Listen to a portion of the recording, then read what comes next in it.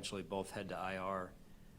And then Dalton Kincaid and Curtis will look at them today and see what they can get done here for us. What happened with DeMar? I had a pec situation came up in practice. Yeah. And you said him and TJ? TJ, yeah. Okay. Did anything change with TJ's situation like over the last week? Like why could he come out? Yeah, he was dealing with the knee, and so we were kind of weighing the options and seeing what, one day at a time would do in terms of improving, his situation, and it didn't look like it was improving, so we decided to get surgery and put him on IR. So it's season ending? No. It's For just, either of them? don't know on either of them really. Feel a little bit better about TJ. DeMar's up in the air at this point.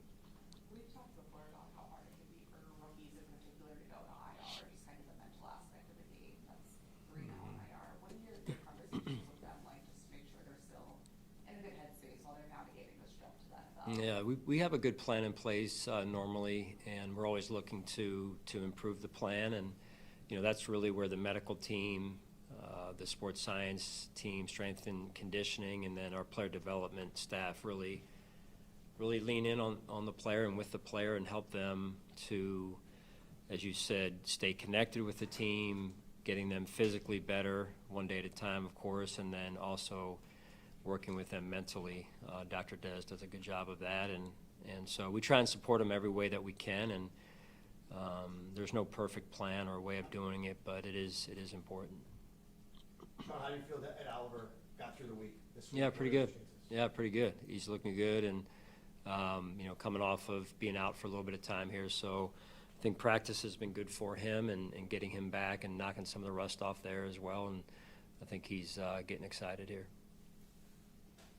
Coach, it takes a lot for a player to go through an NFL season to withstand 60 minutes in a game week. What type of mindset generally do you think it requires out of a player to be at their highest level through a 60-minute fight? Yeah, it's not easy. There's moments in there where you have plays that you want back, and the ability to reset, as we talk about and teach on, is important. That's what your teammates need from you in those moments. Although as hard as it is, it's important for the team, and it's the games ebb and flow, and they usually come down to the last drive or the last quarter of the game, and so it's not easy, but it is an important piece of the fabric of a team, the fabric of an individual, and the ability, as I said, to reset, but also stay resilient through the process of a game. Talking to Trey White yesterday about how it's gone through the first 4 weeks, he talked about it's just about a mindset, the good and the bad, thinking of yourself as the best player on the field every time you go out there. Is that impressive to see that he's been able to generate that kind of mindset given everything that the challenges he's gone through? Yeah, I mean, knowing Trey, though, he's just got that DNA, and he's so resilient. You don't get to where he is in terms of his ability to overcome the adversity that he's faced in his life, one, and then two, in his football career, especially in the last few years here. And he's well equipped to push through, and he leans a lot on that resilient nature, and he is who he is because of kind of that resiliency, as well as the support he gets from his family, his faith, and his teammates as well. So he's just a great story overall, and just been we all pull for him in that way for sure. Through the challenges that he's faced, like the plays that he has to make, has there been enough in these 4 games you've seen from him that gives you faith that he's going to be able to elevate his level consistently over the course of the season? Yeah, we're confident in all of our players. If we weren't, they wouldn't be out there. And Trey is, like you said, a guy that has pushed through things, and that light is forever going to shine in Trey's life, because that's who he is as a person. So his teammates believe in him, we believe in him, and that's kind of one of the, to me, unique qualities that I'll always think about when it comes to Trey and his situation.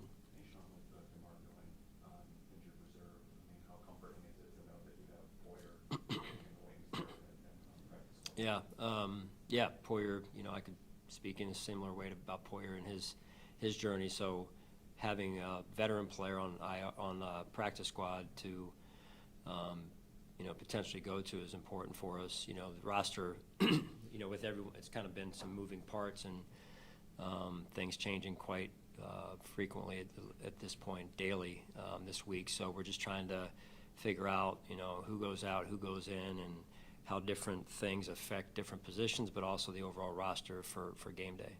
Same question, Sean, but Jordan Hancock, much different, but he's a rookie. What have you seen from him since he came back after having some injuries in the preseason? Another journey is, I think Catherine asked about these rookies and how they stay with it. Maddie asked about that through the course of a game, and it's really the journey of a season. The first, call it 6-7 games, you're trying to figure out who you are as a team, who can help you. The journey of a player who hasn't played as much but wants to play, and all the emotions that go with that, whether they're younger or older, and the ability to endure is important in life, and in this case for a football team. So that's where you're able to come together and for a common purpose and put everything else aside and move forward for the betterment of the team. And in Jordan's case, I do appreciate how, even though he hasn't played every week, he's approached practice with the right mindset, especially of late. I don't want to compare him, but obviously Cole was in the same situation last year. It felt like every time we talked to him, he wanted to get out there. He wanted to play, of course. And then when you get to this year, it seems like there's much more consistency. Is there a point that you realized with some of these guys where they realize, I had to go through that a little bit. I kind of understand now why this happened for me to get to where I am now. No doubt. I mean, it's one of the hallmarks of life, right? Where you think but you really don't know, and then when you experience it, you're like, oh, that's what everyone was trying to warn me about, or educate me on.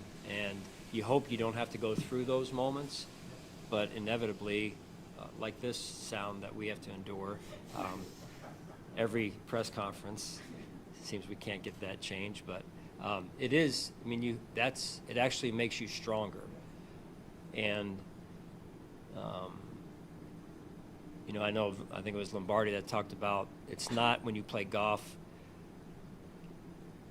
going into the rough, it's how you get out of the rough, and I think it's a great analogy. With Matt out, and Dorian, looks like maybe trying to get the right direction, Dorian Williams, is there a plan in place for Thompson or Bernard on Monday? We'll see. Got some things to talk about there, work through again today, so we'll just kind of see how all that works out. All right, thanks, guys. Thanks, Sean. When I'm gone, Well, it's also Did you hear about the toast flush? That was The random flushes. the toilet flushes by itself. That's the louder noise. They told me I thought that's what you were talking about. Yeah. I can't. Me too. It's tough right now. That thing or whatever. Where's that coming from? All over. I don't even. I only hear it during press conferences too. Like the rest of the time we're in here, like I don't even notice. No. As soon as you said what you said, it was right after the toilet.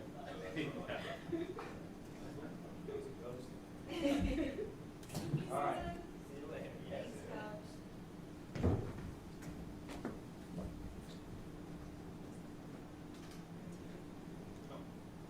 It's just. US.